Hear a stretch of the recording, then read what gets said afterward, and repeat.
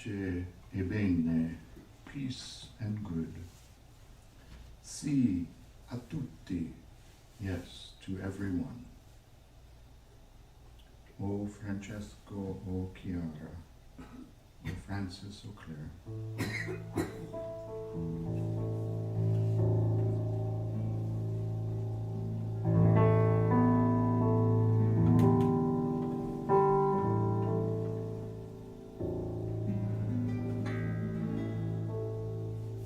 Very softly. Pace bene, pace bene, pace bene, pace bene. Pace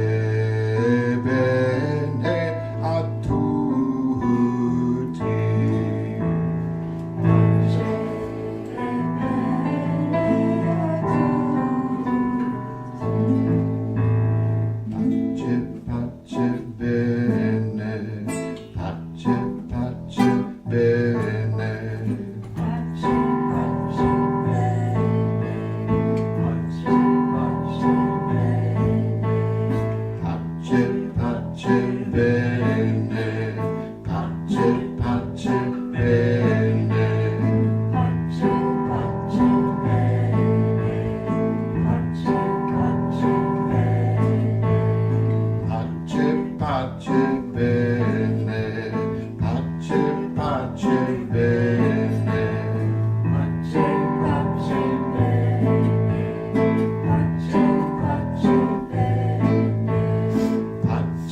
pace bene, pace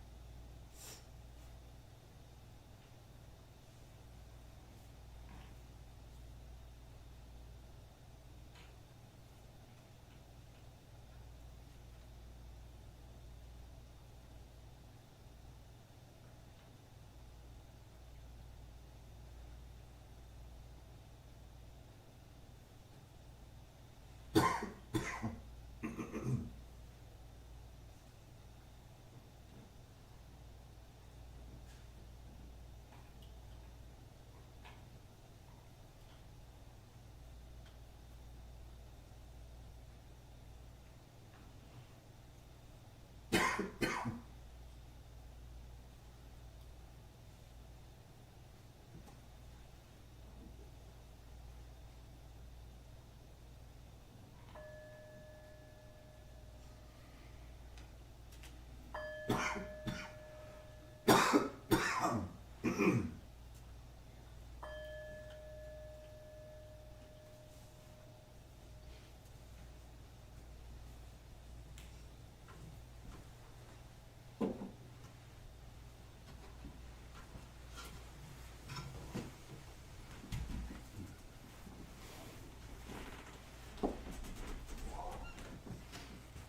need to get some water.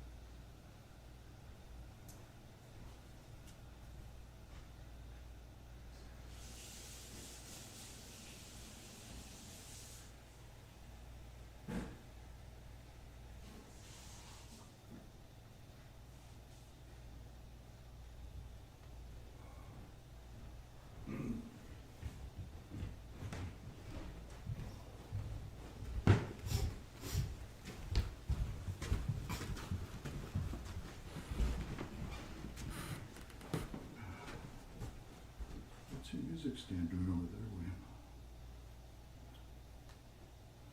Over here. So,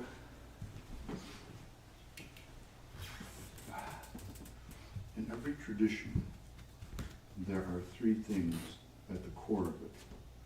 Doesn't matter what tradition it is. Could be a faith tradition, any kind of tradition. There's always three things at the core of it. And by that I mean there's always three things at the core of human culture, because that's what tradition is. Okay. Culture, human culture. And up until recently, human culture was very rich and diverse and deep and focused and plain delightful in many ways, weird in other ways. And they think they still are today. There's a little difference with it. Just listen up, okay? We've changed. Human civilization has lost something profoundly important, and that's individual culture, the richness of it. And the three things are very simple. Simple, but not easy. The first is poetry. If I were to ask you how many poems do you have internalized, what would you say? Don't answer it. Okay. But in culture, throughout history, people would internalize poetry. Okay. You'd sit around the fire at night and you would share a poem that you have, you would share it, and so on and so forth. And it was the delightful making of culture. And the term is poesis, making. That's where we get poetry from. It's human making. It's human creating. And it's so important. That's the first thing, poetry. And by poetry I don't mean roses are red, violets are blue, da da da da da. I don't mean that. I mean something very profound. It could be funny, it could be lighthearted, but it's poetry. And it's a representation of centuries of human creating, passed on from generation to generation. The second thing is story. Story, another vital aspect of tradition and human culture. Story. So, if I were to ask you tonight, you need to tell a story in front of a group of people that would change their lives. What would you tell? Don't answer it. Okay. But you see where I'm going with it, right? Every culture has stories. Every tradition has stories. The stories are what kept it all going. And in the stories was transforming experience. Because you would enter into the stories, and the stories would enter into you. And you would do this kind of dance with the story, and the story would take you to a new place that you hadn't been to before. So story is the second element. Can you guess the third element? Song, right? Or music. Closely related to poetry. Most poems back in ancient times were sung. They weren't just spoken. So poetry, story, and song or music. And included in that is dance, of course. Dance was always part of it somehow. So the reason I mention that is just to remind us tonight that if we want to do human work, that sounds strange. Of course, every work is human work, yes, makes sense. But if we want to do the work of creating, sustaining, human flourishing, these three things are at the heart of it. They always have been. Okay? And for some reason, whatever reasons, we think today, many times, we don't need to pay attention to them. And the truth is that we're neglecting something vitally, profoundly human. So tonight I'd like to tell you just a little story, or two, but maybe just one. And the first little story is about the sleeping king. The sleeping king. And this story took place long, long time ago in Britain. Britain when it was Celtic Britain. So long, long time ago. Okay. A couple thousand years ago or more. So once upon a time in Celtic Britain, there was a shepherd who was tending his sheep on the hillside in the lush green grass. And it was a beautiful sunny day, but winter was approaching. So the shepherd and the sheep were there in the grass, and the shepherd was knitting a scarf, preparation for the cold weather coming on. When suddenly, something happened, because something always happens. And down below in the grass, there was a hare. Now, do you know what a hare is? Not a rabbit, but a hare. Oh yeah. Okay, what's a hare? Not a rabbit. Mm-hmm. That's true. What's the difference? Different names and different personalities and different colors and different body types. And What's the difference in the body type?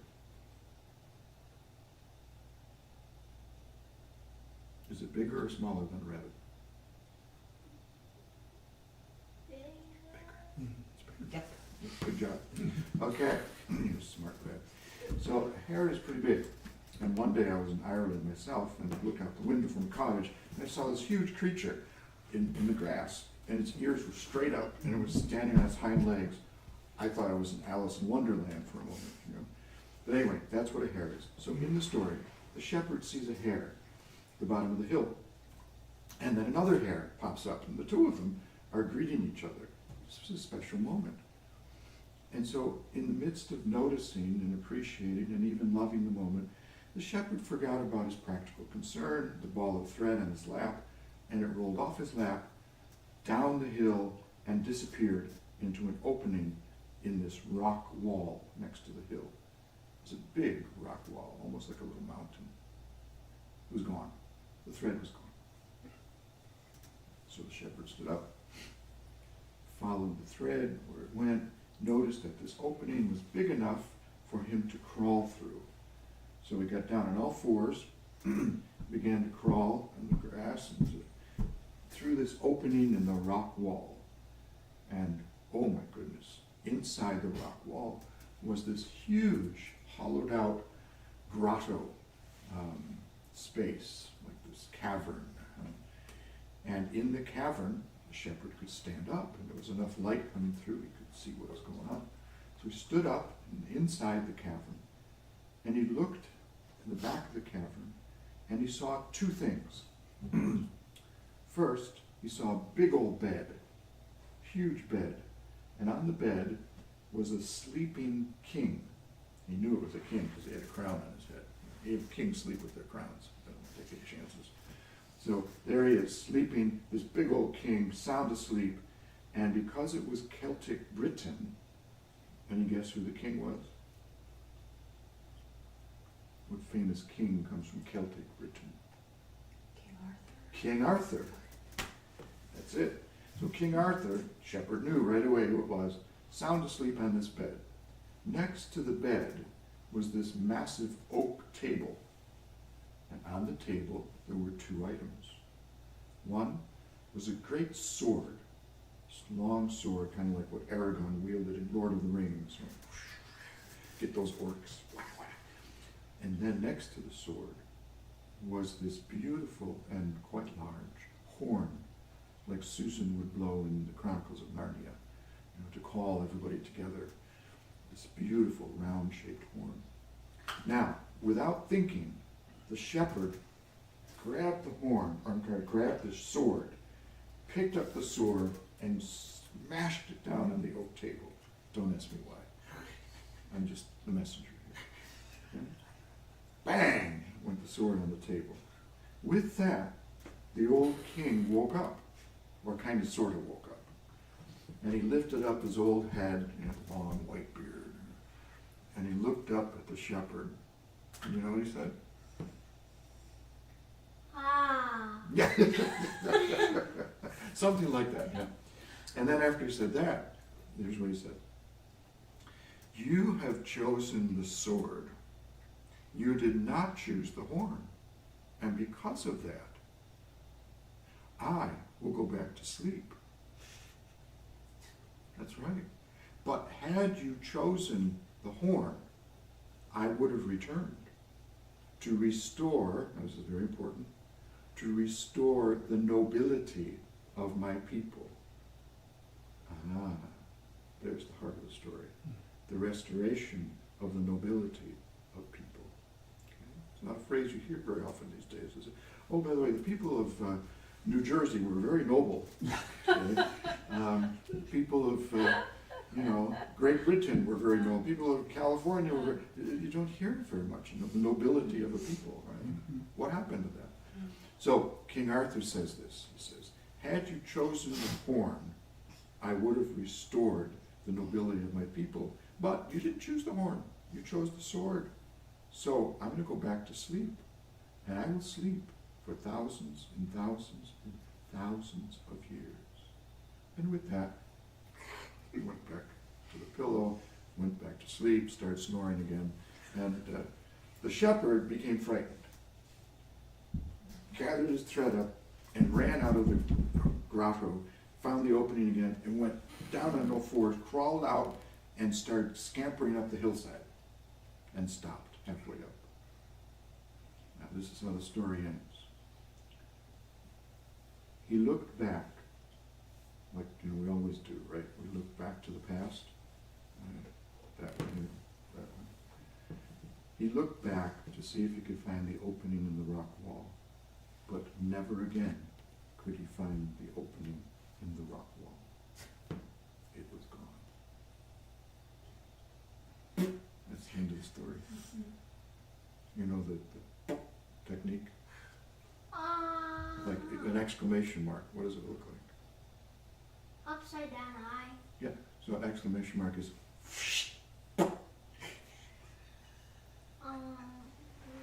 Yeah. so that's the story. Some of you have heard the story before. It's an ancient story. It's pre-Christian story. And it has to do with the nobility of the people and making choices. So we don't know why the shepherd chose to pick up the sword. Why choose the sword over the horn? We don't know why the shepherd smashed the sword down on the table. That's kind of senseless, isn't it? Reminds me of a bumper sticker, right? What's it called? Do random acts of kindness and, what's it called? Senseless something. Okay. So is this something of beauty? Yes, yeah, exactly, yeah. But in this case, the senselessness of it all had to do with choosing a kind of violent action. And we know enough about that in the society that happens. So that's the story. There's no one meaning to the story, there's no one lesson. The story does what it does, for you, whatever it does. So, any thoughts on the story? What it might do for you? I got the story of Pandora's box as well as the Matrix with the red and blue pill. Yep. Oh yeah, definitely. Yeah, and of course, The Matrix was a huge success. I would say, a lot of it, not just because Keanu Reeves is gorgeous and has dull eyes, but because it taps into ancient mythological stories, themes, right? Including the gospel. Yeah. But choice is huge. Yeah. Choose wisely. Yeah. Yeah. And I'm thinking of Lot's wife who looked back. Looking back is not a good thing. Yeah. And if we do anyway, something might happen or the door is just going to be closed. Mm. That reminds me of a Greek tale about going to Hades, and he wanted to reawaken his wife, but he said the only way to bring her back is if you don't look back, that she's behind you. You have to trust that. I forgot what Greek tale that was. But yeah, that reminds me of that. But he did end up looking back, and she never returned. That's right. She was whisked away Yeah. forever. Yeah. Yeah. Temptation. Ouch. Yeah. Yeah. Any other thoughts?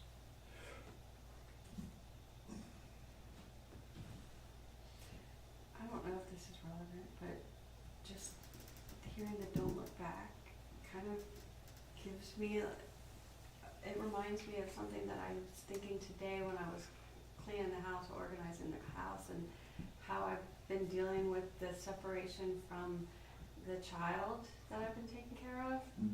I haven't looked back. I had a moment when I left and I cried until I got to the end of the street, and I was like, I can't see to drive. And Yeah, right. There you go. I was like, I gotta stop this. And I have stuff I have to do. I have to go forwards. Yeah. It's a great way to be. I was once in the campus of Berkeley College in California, and there were these kids, teenagers, doing skateboards. Right? Have you ever been on a skateboard? One day. Yeah? Okay. I've only been on one once. I fell off it right away. But these young guys and girls, they were both girls and boys, they were skateboarding like gravity didn't exist. They were just flying up and landing and flipping stuff and all kinds of amazing acrobatics. And I watched them for the longest time, just entranced, And when they were finished or taking a break, I went up to them and I said, "That is amazing. That is so cool. You guys are just so good. How do you do it?" And you know what they told me? One guy said to me, he said, it's like this.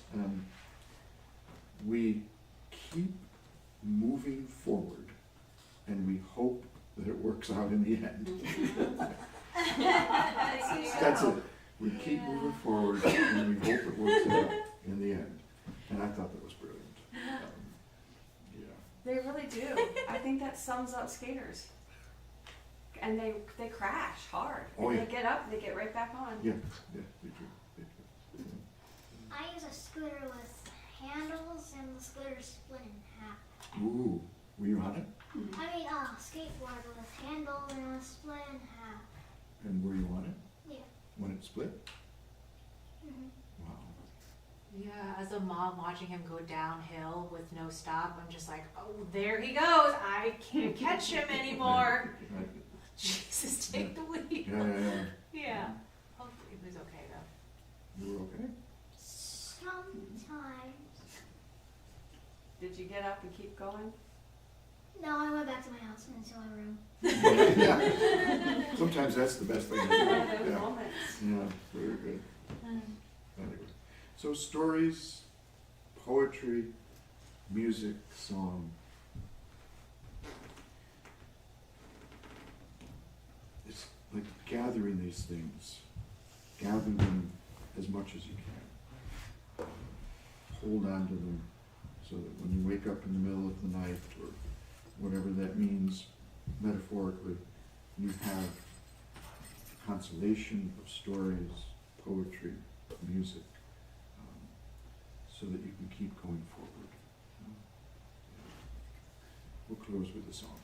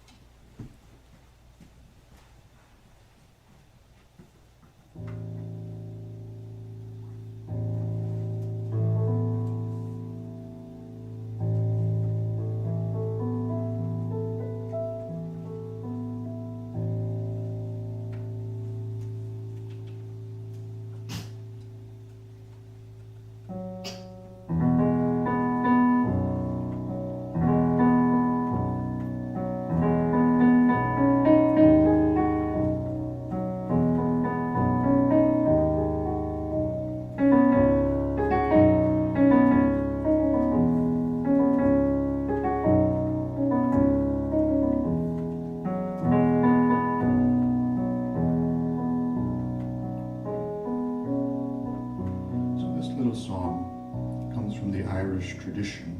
The melody does. And the words come from another tradition, more of a Persian tradition. But it's a similar kind of thing.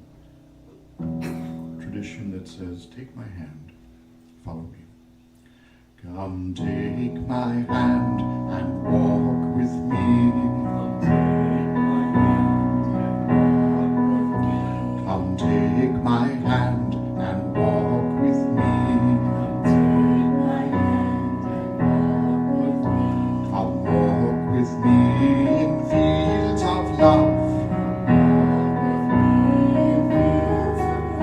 Come walk with me in fields of love. Beyond all right, beyond all wrong.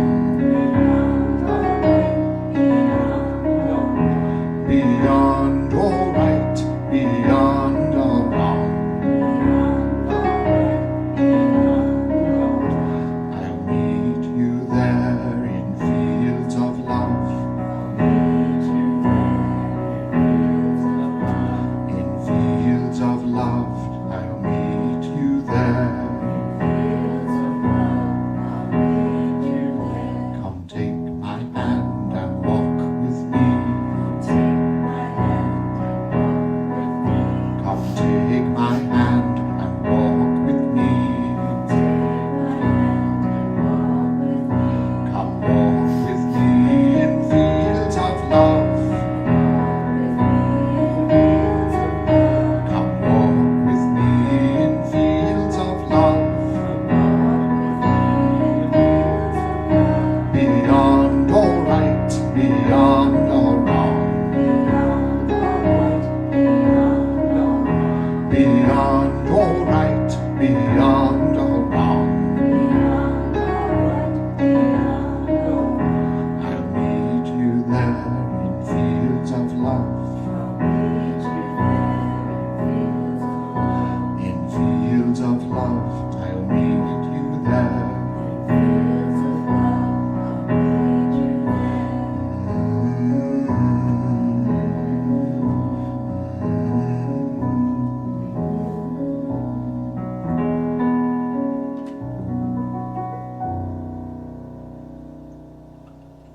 At the close of this day, a story about choosing music, not violence, gathering, not dividing, peace, not war. May we follow you, Jesus, in choosing wisely, and taking your hand, and walking forward, always forward. May it be so.